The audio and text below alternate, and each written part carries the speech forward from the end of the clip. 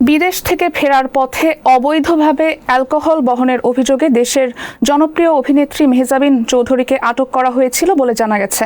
এমন সময় তার সঙ্গে ছিলেন স্বামী নির্মাতা আদনান আল রাজীব এবং চলচ্চিত্র পরিচালক শঙ্খ দাশগুপ্ত। গত 17 আগস্ট ব্যাংকক থেকে ঢাকায় ফেরার পর হযরত শাহজালাল আন্তর্জাতিক বিমানবন্দরের কাস্টমস তল্লাশিতে তাদের লাগেজ থেকে 14 বোতল অ্যালকোহল জব্দ করা হয়। সংশ্লিষ্ট সূত্র জানিয়েছে তারা BS-218 ফ্লাইটে দেশে ফেরেন। প্রচলিত আইন অনুযায়ী বাংলাদেশি পাসপোর্টধারীদের বিমানবন্দর দিয়ে অ্যালকোহল বহন করা দণ্ডনীয় অপরাধ। মাদকদ্রব্য নিয়ন্ত্রণ আইন 2018 এবং কাস্টমস আইন 2023 অনুযায়ী লাইসেন্সিং কর্তৃপক্ষের অনুমোদন ছাড়া অ্যালকোহল আমদানি বা বহন নিষিদ্ধ।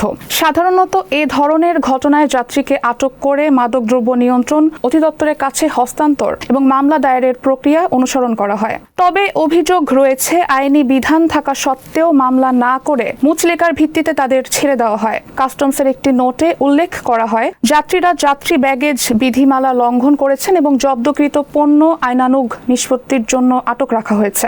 ঘটনাটি নিয়ে সংশ্লিষ্ট মহলে নানা প্রশ্ন উঠেছে। তবে এ বিষয়ে কাস্টমস কর্তৃপক্ষের পক্ষ থেকে আনুষ্ঠানিক কোনো বিস্তারিত ব্যাখ্যা পাওয়া যায়নি।